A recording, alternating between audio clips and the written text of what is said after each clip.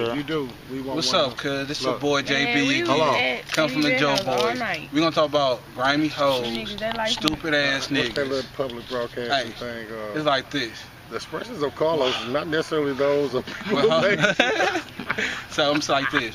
When niggas get locked up, hoes ain't shit. Because like this. When niggas get locked up, hoes going on and play. Ain't no hoe gonna wait for a nigga to get out of jail to do whatever they gotta do.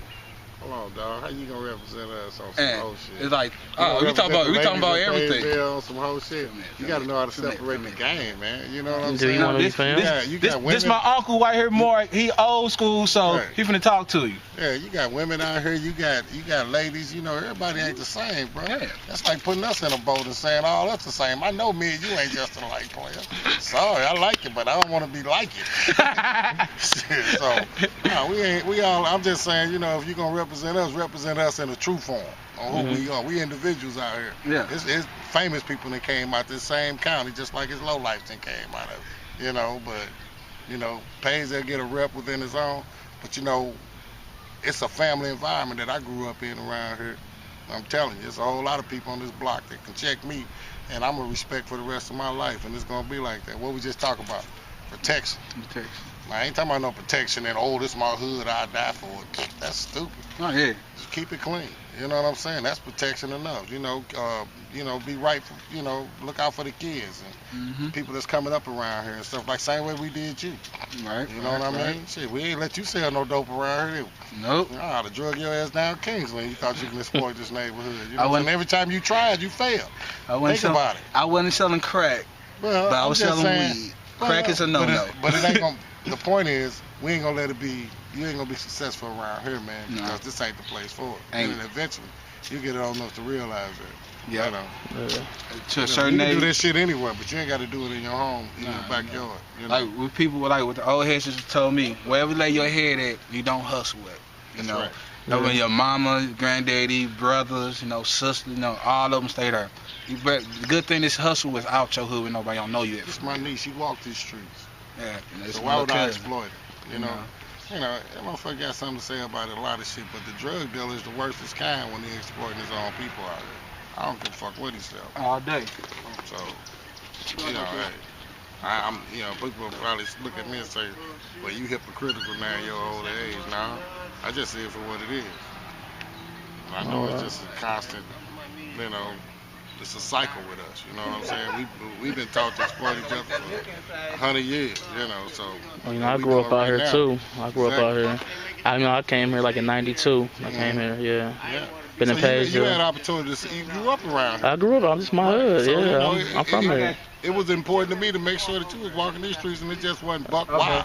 Even though you gonna have. When I first came here in '92, it was wild out here, but it wasn't like that, But well, you got the city in our backyard, you got Wellston in our backyard, and you got U City across the way. So you gonna get what you gonna get in Pagedale. Pagedale is actually one of the first counties to integrate black people. What? That's right. You had Wellston, and then people started. For instance, my grandma stayed in Wellston. Before Wellston, you had Killock, and black people wasn't even getting past Grand. All that in between wasn't no black people. They just integrated. When they integrated past Wellston, and they integrated from behind Wellston all the way back to Grand. Black people just started flooding in there. But before, all the black people stayed on the other side of Grand. That's why you had all them projects down there. Devons, the East St. Louis. Yeah, a lot of black people, when they first came from the east side, too, and migrated over here, see? Wow. And they progressed west. And this was one of the first progressives. This was Jew time. When we first came out here, all these stores was owned by Jews.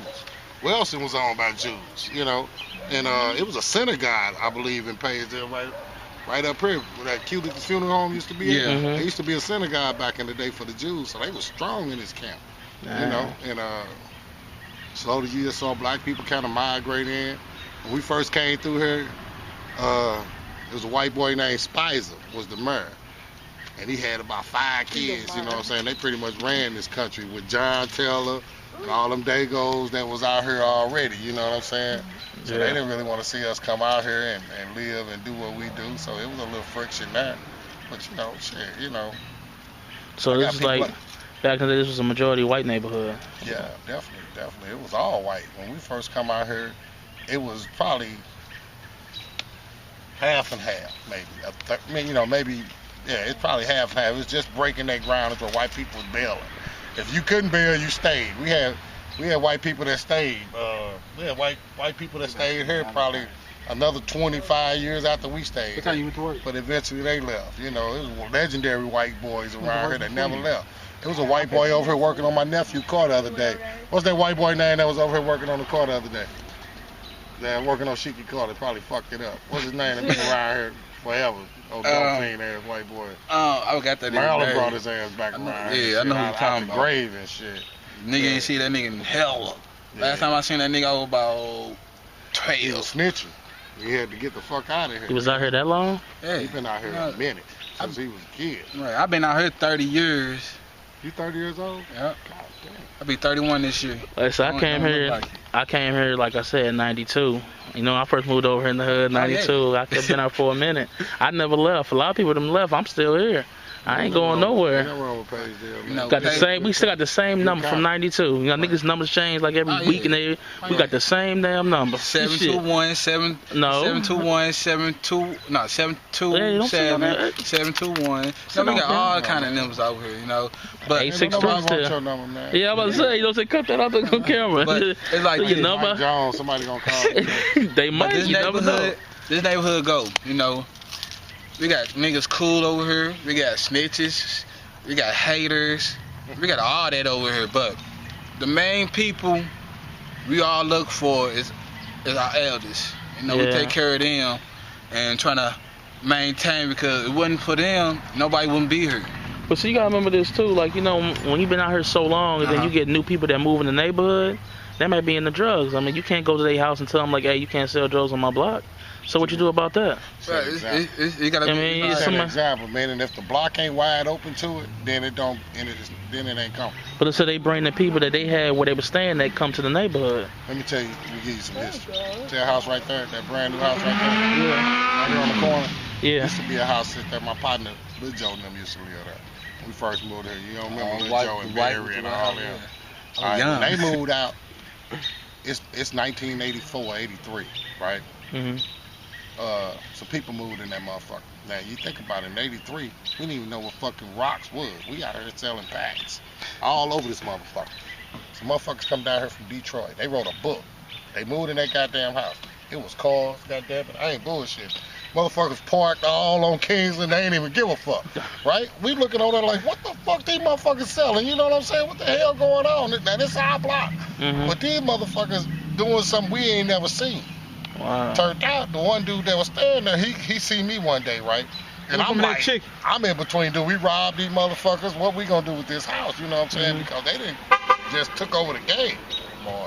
And so he was like, man, I hear y'all hustling around here, man. I got some weight, man. Y'all ever looking for some weight? So I'm brushing them off. Typical say. Yeah, what's like, up? Nah, dog, we good, we got out. He's like, well, I got that. Hold on, my family. So I asked my older brother what hard was. I said, hold on, my family something. So I had another brother in California. We asked him, he was like, rocks, y'all ain't selling no rocks? We're like, nigga, we selling bricks. You giving us weight, we selling bricks. So what the fuck you talking about? We still ain't got a clue. So when the whole thing of crack came, like, That's what I'm trying to put down on.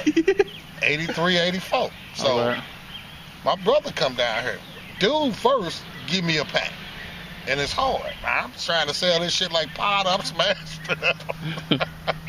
Putting it in envelopes. This is how far I'm going back. We used to put the shit in envelopes. I smashed it up, put it in the envelope. Sold it to the right motherfucker.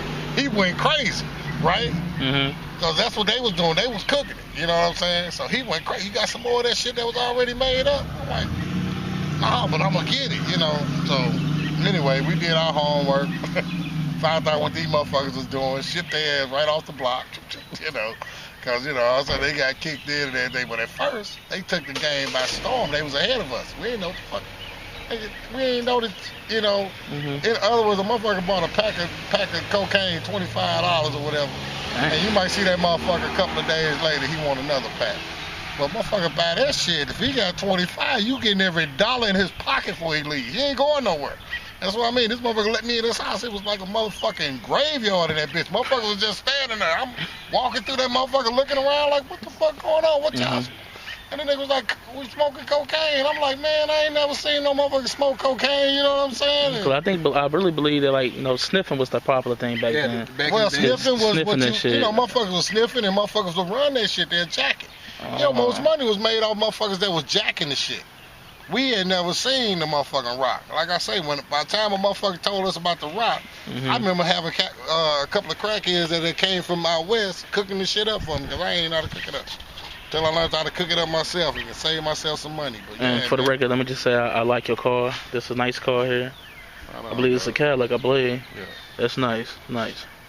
Maybe one day, maybe in the future one day, I want to give me one of these. That's how we do it in Page. Yeah. We trying to stay real. We ain't too flashy or trash. All right.